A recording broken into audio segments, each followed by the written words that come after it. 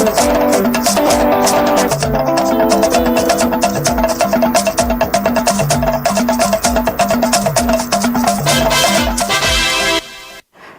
everyone and welcome to Nationwide News on the network service of the NTA. I am Noleen, Abel Ameh with the news. Let's begin by telling you that President Bola has arrived in Guinea-Bissau to attend the sister West African country's 50th Independence Day commemoration. The president, who departed Saudi Arabia at about 20 minutes past midnight local time, after attending the Saudi Africa Summit, Saudi Nigeria Business Roundtable, and performing the lesser pilgrimage in Mecca, arrived at the Osvaldo International Airport a few minutes before 6 a.m. local time. The ECOWAS chairman is in Bissau to honor invitation of President Umaru Sissoco Embalo of Guinea-Bissau, whose country marked its 50th independence anniversary on September 24, 2023, but the government had scheduled all celebrations for November 16, 2023. A statement by the presidential advisor on media and publicity, Ajuri Nglali, indicates that the president is expected back today. In other news, the organized labor has suspended the indefinite strike which commenced on the 14th of November 2023. This is equal to the Emergency Joint National Executive Council NEC meeting of the NLC and TUC held on 15th of November 2023, in which they conducted a thorough review of the offers presented by the federal government through the National Security Advisor Nuhu Ribadu during its earlier meeting with the leadership of both centers. In a joint statement signed by General Secretary of NLC Emmanuel Ubaja and that of TUC Nuhu Toro, the organized labor says government has tendered an acceptable apology, promised to carry out investigations and prosecute those involved in the abduction and brutalization of NLC President Joseph Ajero. The labor bodies went on to salute all their affiliates and state councils for their unwavering commitment and tenacity, which contributed to the success of the nationwide strike. Similarly, the organized labor may have suspended the indefinite strike against the brutalization of the NLC president, but the actions have raised public concern about leadership qualities and the rule of law. The concerns were raised by guests on Good Morning Nigeria. Ibrahim Bellogunda reports. The International Labour Organization Convention stipulates international guidelines for pursuing workers' rights and freedoms, as well as industrial actions to pursue workers' welfare. Regardless of these provisions, industrial strike has been a common tool for the organized labor in Nigeria to seek government interventions in aggrieved areas. Although the recent indefinite strike has been suspended, analysts on Good Morning Nigeria are advocating amendment of the law and reorientation of labor leaders in the labor matters. Labor is not just about a luta continua. It's not just about Ezobe. It is knowledge-based. It is intellectual. It is tact. And that tact must be, yes. And you also have to read and study the global practice. That is the International Labour Conventions. We expect them, to follow the grand norms, the rules of engagement by, first of all, giving a notice. Secondly, advancing their charters of demands on what they want the government to do, before, resolving to the last option. On his part, the Director General Michael Imodu Institute for Labour Studies, Comrade Issa Aremu, made a point of caution about the nature of government and labour relations. The labour is a specialized field, so you need to promote knowledge among the key social partners, namely labour, employers of labor, government officials, to know that you need to motivate labor, educate them how to handle grievances in the world of work, how to engage in negotiations. So it's not just workers, even including government officials, as well as employers of labor. Guests advised organized labor to comply with international best practices covering freedom and welfare matters and explore all conciliatory and mediators avenues before considering alternative means of dispute resolution. In Abuja, Ibrahim Bello Gunda. Meanwhile, the House of Representatives welcomes the decision by organized labor to suspend its industrial action, which had been in force across the country for 2 days. The Green Chamber also commends the Presidency, the Ministry of Labor and Employment, and the National Security Advisor for ensuring that the industrial action is suspended for the benefit of all Nigerians. This is contained in a statement jointly signed by Chairman, House Committee on Labor, Employment and Productivity, Adeboyega Adefarati, and House Spokesman, Akin Rotimi Jr. The House says it is positioned to intervene in national challenges and ensure that the welfare of citizens are protected at all times. Elsewhere, the Minister of State for Steel Development, Uba Maigari Ahmadu, says the federal government is taking steps to resuscitate the Ajaokuta Steel Company for the factory to begin massive production of iron and steel for exports and domestic use for promoting economic growth and development. The minister was speaking during a familiarization visit to the National Steel Raw Materials Exploration Agency. Muhammad Umar Ajingi reports. This is one of the drilling machines that has the capacity to drill more than 400 meters deep down below sea level to take samples of the abundant raw materials like these ones used for the production of iron and steel in this country. A job the National Steel Raw Materials Exploration Agency in Kaduna State is tasked with to provide steel industries across the country with the raw materials to produce the needed iron and steel in the country. The Minister of State for Steel Development is here for an on-the-spot assessment on how the agency carries out its functions. The Permanent Secretary was on the entourage of the Honorable Minister about 2 weeks ago when they undertook the tour of Ajaokuta and Neom Kotu. And I must tell you that there has been a resurgence of interest from several investors, both locally and internationally. That is where we are right now. We are not unmindful of the fact that we need to get these things all put together so that we take off, and once we take off, we don't lose steam, we maintain the momentum. The Minister of State, Ministry of Steel Development, accompanied by the Permanent Secretary, went round to inspect the facilities provided for the exploration of raw materials for the production of iron and steel. In Kaduna, I am Muhammad Umar Ajingi, NTA. From Kaduna, we take you to Abeokuta, where Itoko Market, in the heart of the ancient city of Abeokuta, the capital of Ogun State, is a dream destination for visitors who look forward to having the global products of Adire and Kampala fabrics, which have their origin in the town. But the prospects of this cultural and traditional heritage, which have for years remained a valuable trade for the people, is now being threatened by the influx of imitation of these Nigerian products, now a source of concern to relevant stakeholders in the sector. Lekon Abonde examines efforts to salvage the traditional enterprise.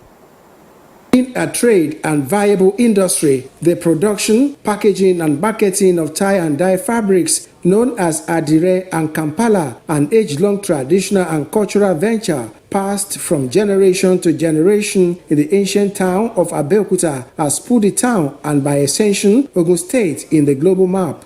Now, the socio-economic value and glamour which the industry provides is, however, being challenged by the infiltration of foreign imitation, which is causing a lull for producers and traders of original Adire products. It's really affecting our business because it's all over. Despite the fact foreign Adire products are cheaper, the traders say the imitation is not in any way comparable to local ones in terms of quality, texture, and durability. The quest to buy original Adire fabrics brought this woman from far away Ondo State to Abeokuta, where she's sure of getting it in abundance. Because of the quality of the materials and the chemical is unique. If government can actually arise to that challenge and ensure that yes, we're able to get a materials at the most affordable price, the cost of all this Adire will come down. Federal government and other relevant stakeholders are making concerted efforts to enhance the economic growth by revitalizing the market and preserve local industries. When we subsidize production and increase the number of Adire that is produced in the market,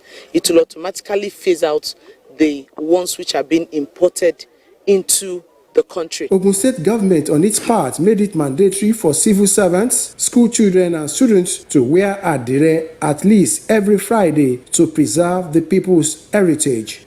In Abeokuta, Lekon Agbonde, NTA News. Still staying with Lekon Agbonde in Abeokuta, he speaks to us live on the threat to age-long trade of Adire fabrics production. Hello, Lekon. Can you talk to us more on this? Thank you, Noleen. As you can see, I'm wearing Adire, original one, got in from a mall here in Abeokuta, Itoku specifically, which is in the heart of Abeokuta city. And this Adire that we're talking about is a cottage, as a cottage industry, is a craft that has been sent from one generation to another generation. And the place here, when we talk about Adire Mall, is not too far from Olumo Rock, where tourists and visitors to Abeokuta usually come and they get Adire easily at this mall, and for easy identification of what the right, the local Adire and the infiltrated Adire into the market. Now we have with me here a dealer and also a producer of Adire in Abeokuta here, who will tell us the difference between the infiltrated Adire and the original one. I have Mr. Michael Ogunfodudu. Sir, now when we talk about Adire, the local one and the one from the foreign one, how will one identify the difference between these two products? Let me first correct a first impression. We only have one type of Adire, which is the one that we tie and we dye, that's actually produced here in Kenta, Itoku here in Abeokuta. Any other one that you see is not Adire, it's just an imitation of what we produce. So for you to know it easily, you will see the glossy aspect of it, the shining aspect of it, and the fun part of it is purely synthetic. It's not cotton, it's synthetic cloth. So it's very easy to identify. So I will always encourage, if you really want to buy the original Adire, come down to Kenta here in Itoku in Abeokuta, order for quality, a reputable dealer that actually produce the Adire, and you get the best of the best here in Abeokuta. Now, talking about this, the one that brought from foreign Adire. Now, what are the effects of this product on the local one? Yeah, as I said earlier, it's a synthetic cloth, and we all know what synthetic cloth is all about. We have it like now. This is already 4:30, and the sun we still have the sun here. We are in a kind of environment where we have a very harsh weather, and for the fact that it's a synthetic cloth, there is no way you will wear such cloth in this kind of environment that you won't feel a sensational inch on your skin, which prompts that it can relate to skin issues. Because of the product, where it's being made for, is end product of a petrochemical, as we know. But coming to our own, we are talking about 100% cotton, which has been from ancient days, from time immemorial. So it's very, very clear. Cotton is different from synthetic cloths, which is purely artificial, fake, and not good for our own environment here. If you want to suggest the way to mitigate this issue of Adire being infiltrated to our market, what would be your suggestion?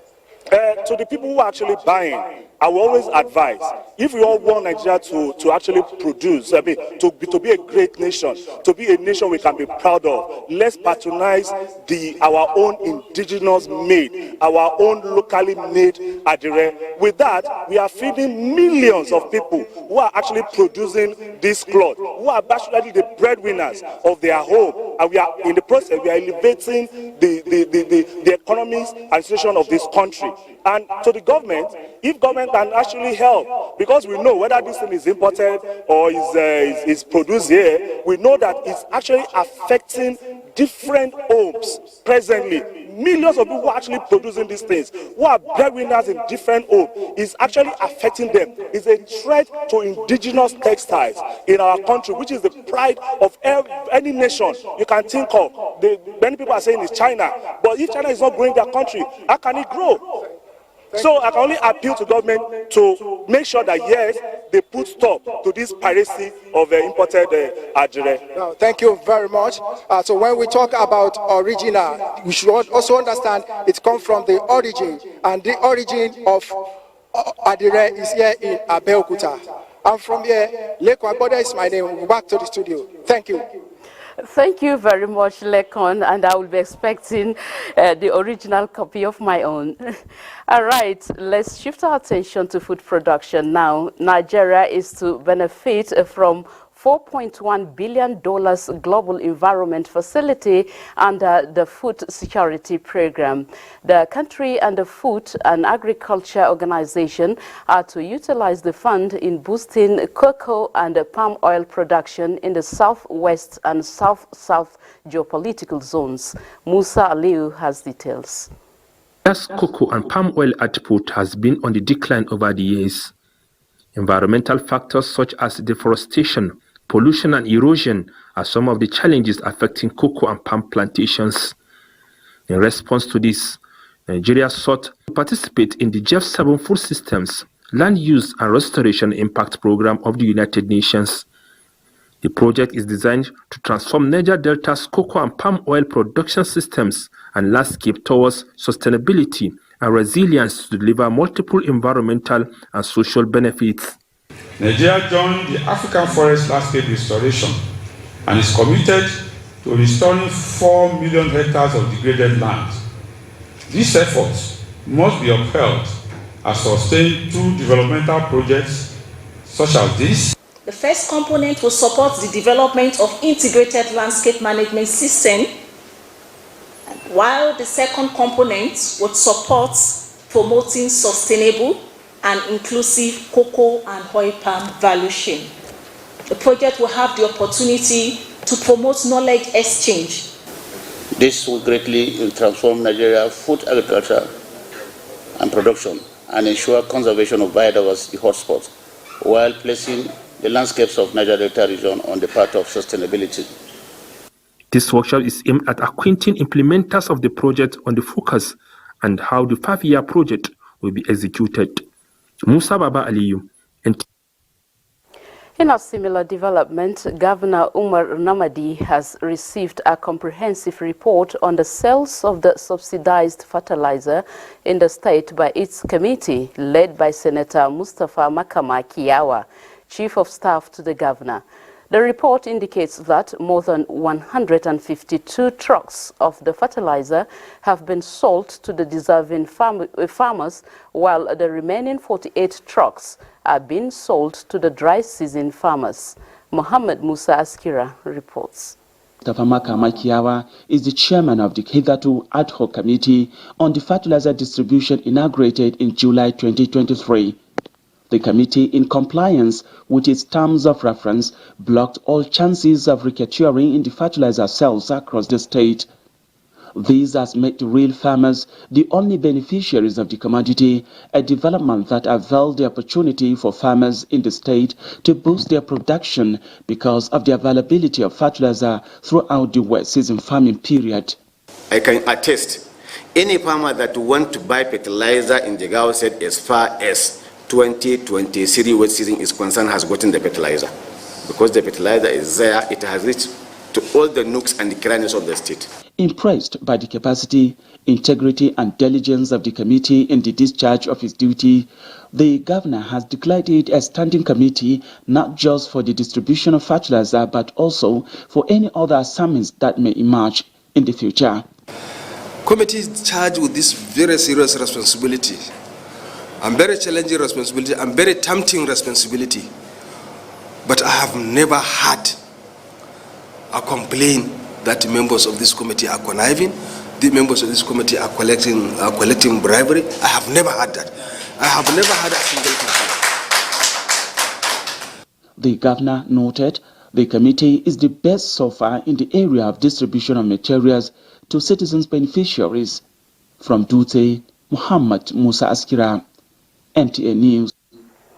In the meantime, the state government is not relenting in its preparations for the coming dry season farming. Muhammad Musa Askira again joins us live to highlight efforts put in place to reflect the successes recorded in the wet farming season. Hello, Askira, can you give us more insight to that? Yeah. Thank you, Noleen. This is Duse, the Jigawa State capital. Jigawa State is one of the agrarian states in Nigeria, and particularly in the north. It's known for cultivation of so many cash and food crops. Records in the state have shown that the state has about 1.6 million hectares of farmland cultivable during rainy season, and 79,000 hectares also cultivable during dry season farming. And this is showing how huge economic potential that agriculture has in Jigawa State. And this is also why the Jigawa State government has been paying more attention to agricultural sector, is investing so much resources in agricultural sector to ensure that farmers at least practice agriculture with ease and also have access to farm inputs and farm implements that will assist them to boost their production, which invariably will also add to the revenue generation of the state, the household economy, as well as ensuring the food security drive of the federal government and the state as well.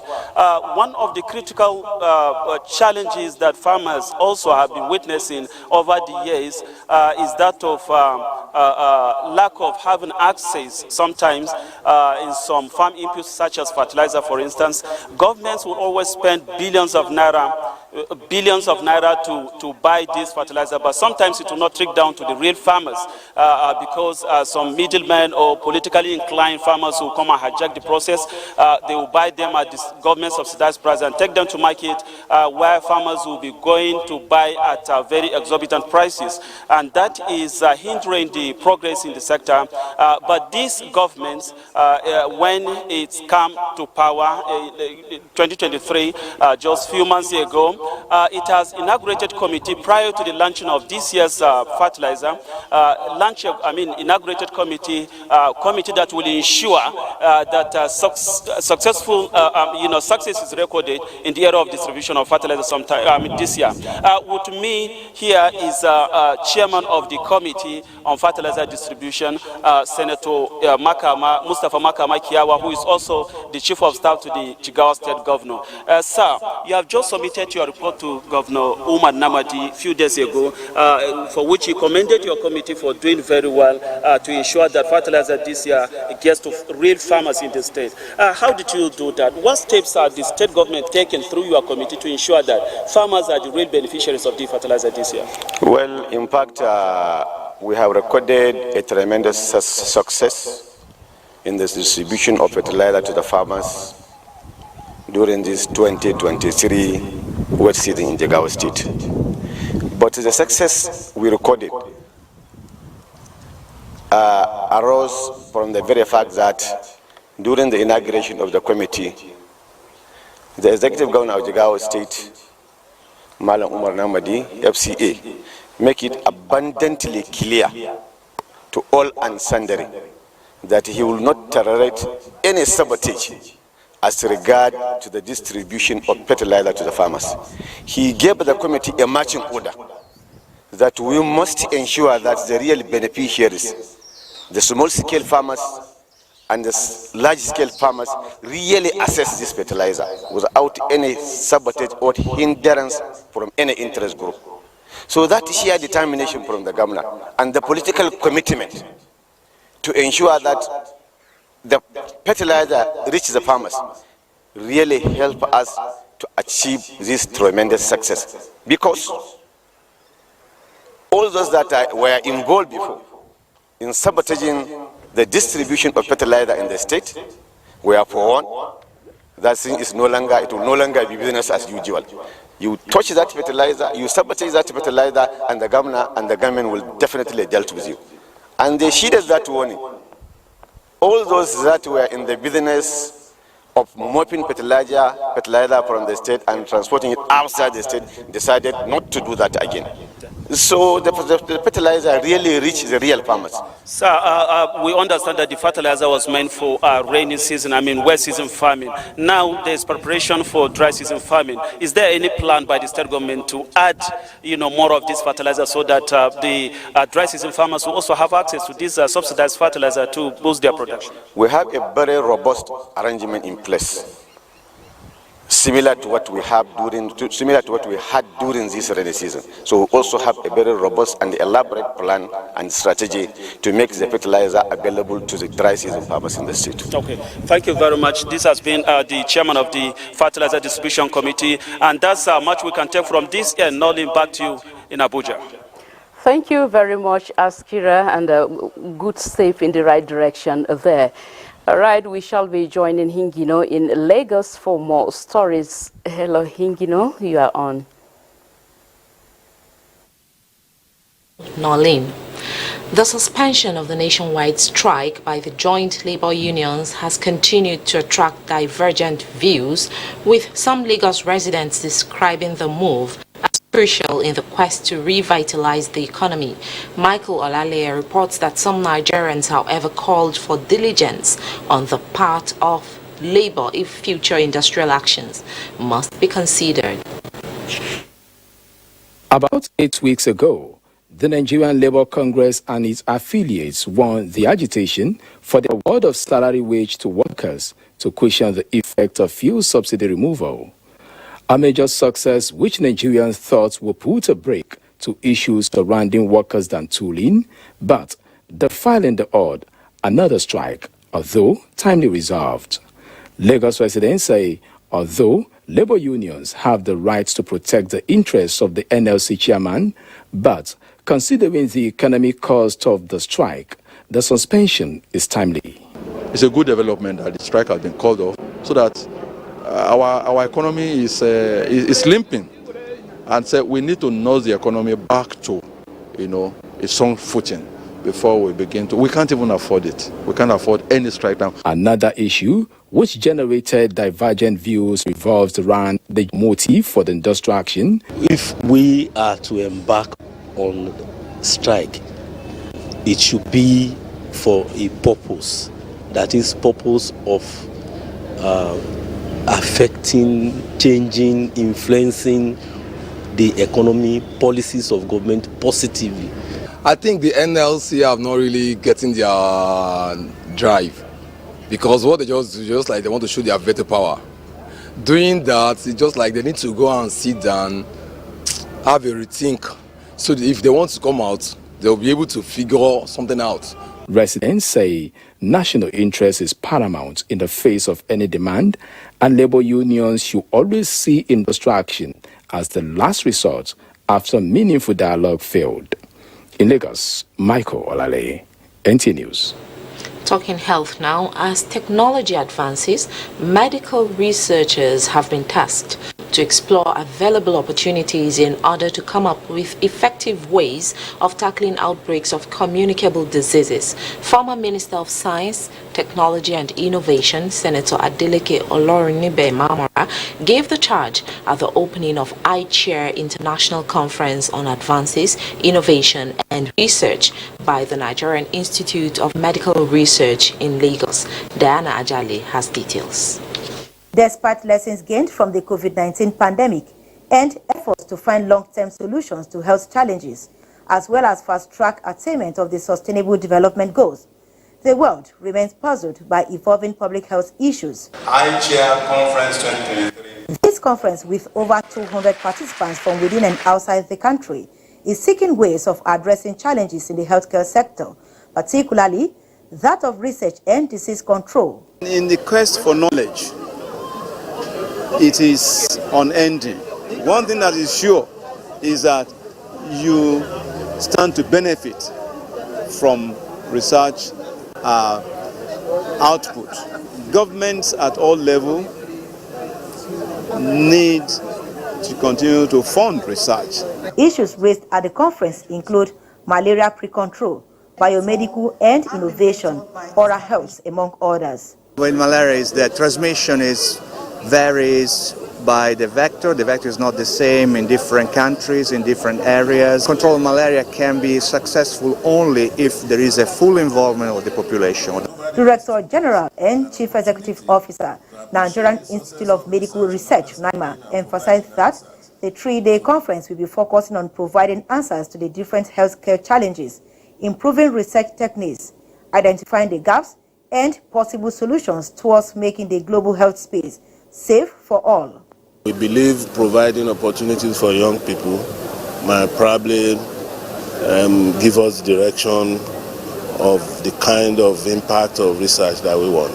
Stakeholders are optimistic that this year's gathering will be a landmark event that will help consolidate the gains and redefine the research and health landscape for the future of Nigeria and the world at large. In Lagos, Diana Ajale, NTA News. Those are the stories from Lagos. Nationwide.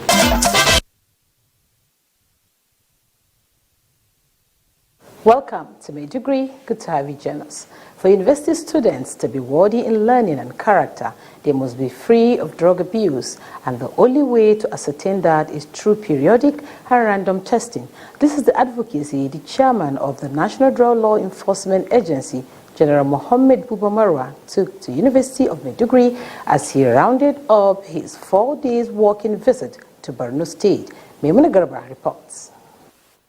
Briefing the Vice Chancellor, University of Maiduguri, the NDLEA boss, Brigadier General Mohammed Buba Marwa, stressed the need to protect the youth against drug abuse as it has a lot of effect on their future. He said students must demonstrate that they are negative during registration and emphasize the need for a random test on campus. To give you the assurances that the NDLEA is ever prepared to collaborate with the university community.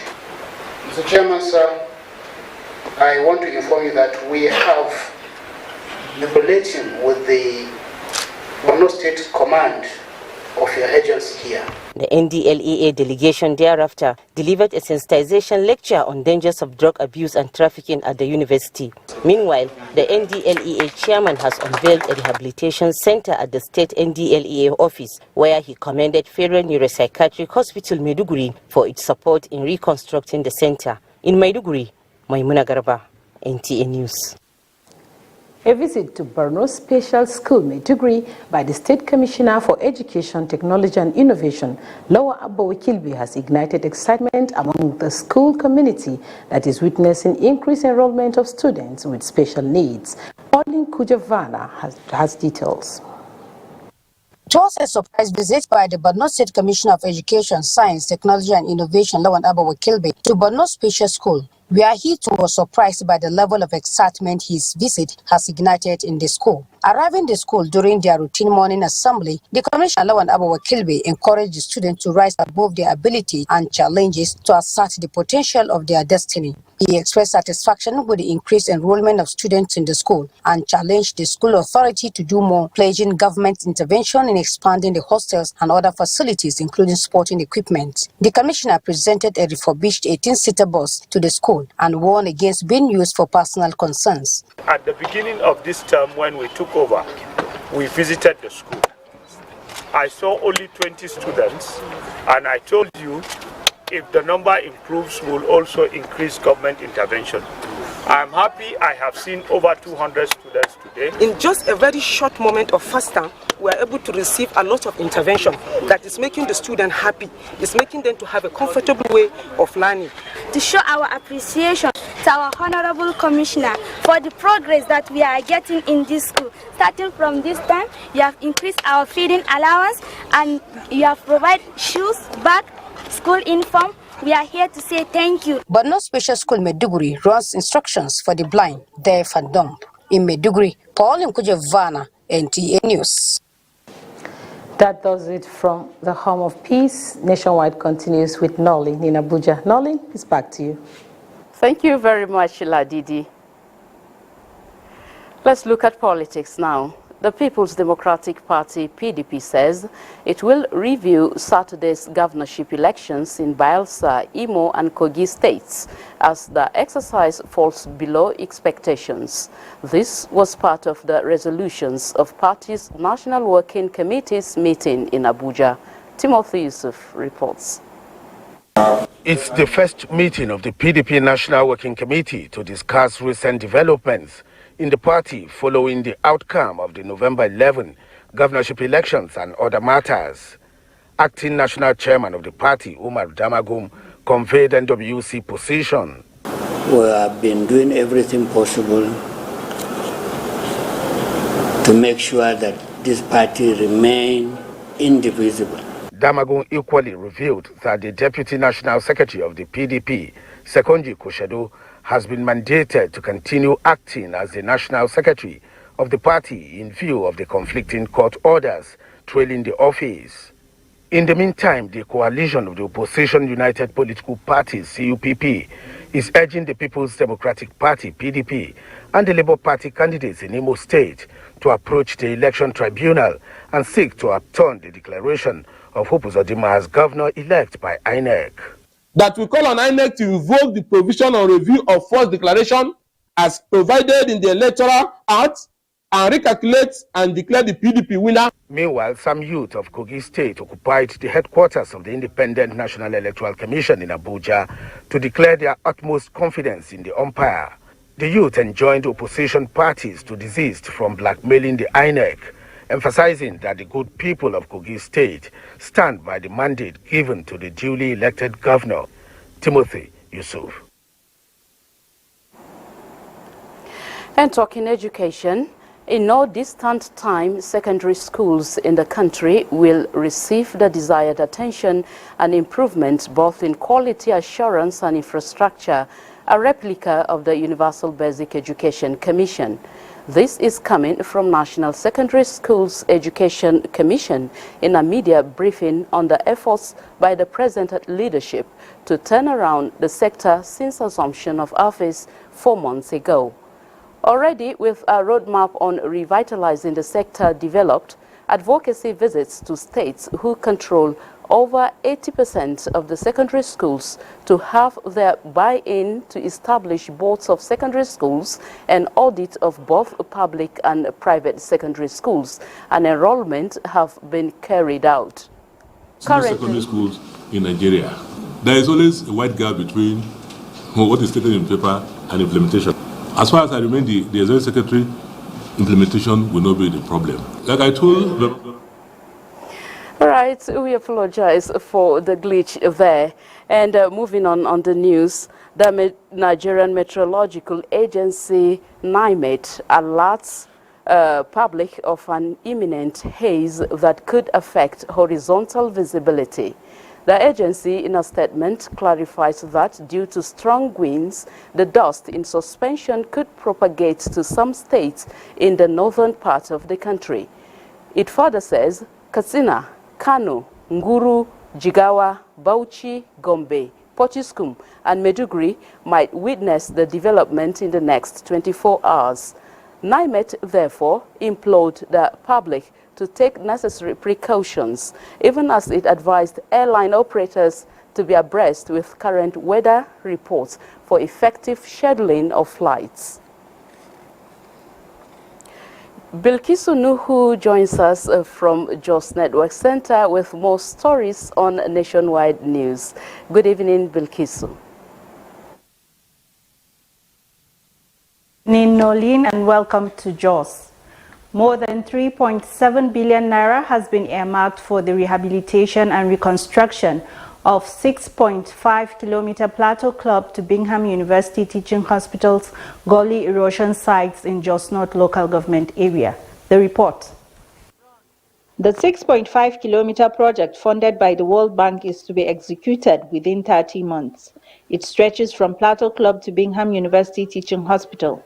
Commissioner for Environment Peter Kanangwam says the signing of the contract marks a significant milestone, especially in reclaiming the areas affected by the erosion, and called on the contractor to stick to project specification. To all stakeholders to this project, I want you to also please be involved and report any shortfall in the progress of this project, because this project is for all of us. Project coordinator and supervisor for Akretal say intervention is long overdue and needs to be executed as specified for the benefit of the affected communities and the state.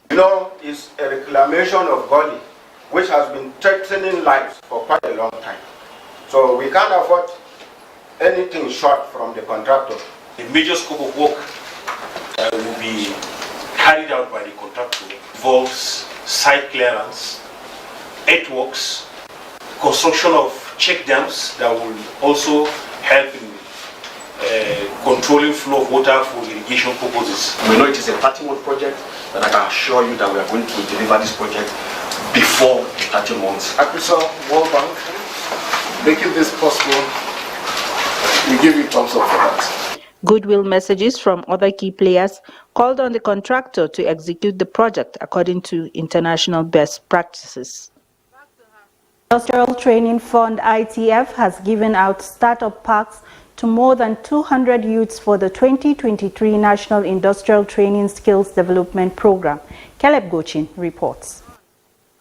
One of the greatest concerns in the country is unemployment, prompting successive governments to come up with programs to stem the tide. The Industrial Training Fund has been in the vanguard of training the nation manpower in various skills in the quest to empowering them to be self-reliant. The National Industrial Skills Development Program, NISDP, is a transformative brainchild of the ITF that is implemented to facilitate the achievement of the federal government policy on job and wealth creation. We supervised and monitored the programs extensively just to ensure that the curriculum given to the trainers was adhered to. At this event, the trainees are those for solar power installation, hairdressing, beauty care, tailoring and fashion design, ladies' wig cap making and plumbing. This training has been a transformative journey for us. It has opened our eyes to new possibilities. Guests who are major stakeholders in the program applaud the ITF and trainees for keeping faith with the project, which is helping to alleviate the challenges being faced. Training given to the youth is what we have been praying for. If our youth are being engaged, we have a violence-free nation. The management of ITF says it will soon unveil a comprehensive policy thrust of what lies ahead for the good of all. In Jos, Caleb Gochin, NTA News. Thank you for staying with us on Nationwide, and this is Abuja. Reports just reaching us says President Bola Tinubu has departed Guinea-Bissau after attending the 50th Independence Day commemoration of the country. Meanwhile, Nigeria's First Lady Oluremi Tinubu has arrived Freetown, capital of Sierra Leone, ahead of her participation at this year's commemoration of UN World Day Against Rape and Girl-Child Exploitation. She was received at Lungi International Airport, Freetown, by the First Lady of Sierra Leone, Fatima Jani Bio. She thereafter took a boat ride into the capital and into the waiting arms of Nigerian and Sierra Leonean cultural troops. Slated for November 18, this year's UN World Day commemoration by Sierra Leone highlights the challenges of gender-based violence, girl-child exploitation and rape in Africa, with a view to building a coalition against it on the continent. During the commemoration, Nigeria's First Lady, her counterparts from Angola, Ana Diaz-Lorenco, and the host country are expected to sign commitment and lend their voices to the struggle against the scourge, while also working towards healing for victims. Details in our subsequent bulletin. And back home in Nigeria, in a bid to ensure effective coordination and consultation on migration-related issues as provided for in the International Migration Policy, the National Commission for Refugees, Migrants and Internally Displaced Persons has met with the Technical Working Group on Migration Management in Nigeria. Ruth Aguele reports that it is the fourth quarterly meeting held in Abuja by the Commission with the TWG. Migration is a global challenge, not peculiar to Nigeria. But this poses major concerns as a result of irregular migration, which has continued to dominate dialogues among authorities concerned. Nigeria has probably one of the most, if not the most advanced governance framework on migration in Africa. This meeting, organized for the Technical Working Group on Migration by the National Commission for Refugees, Migrants and Internally Displaced Persons with other development partners, is to evaluate progress made so far, review status report on the national migration policy, on thematic areas identified as challenges, and make further recommendations on migration management in Nigeria. The country is at a place where Nigeria is considering or is working at reviewing the policy, the national migration policy. On our side as IOM, we're providing technical support to this process. The meeting is to look into two major issues. One, migration policy, to review where necessary, and also to prepare them for the national migration dialogue. I would also appreciate our development partners who have been doing very well in the space of migration, into ensuring the Nigerian migrants within and in diaspora have a place to live.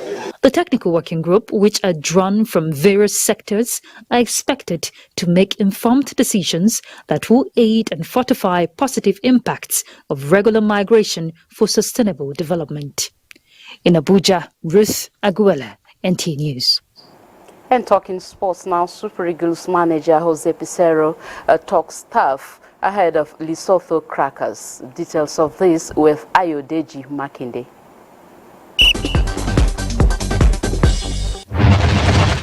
Nigeria's Super Eagles vow to hit the ground running when they take on Lesotho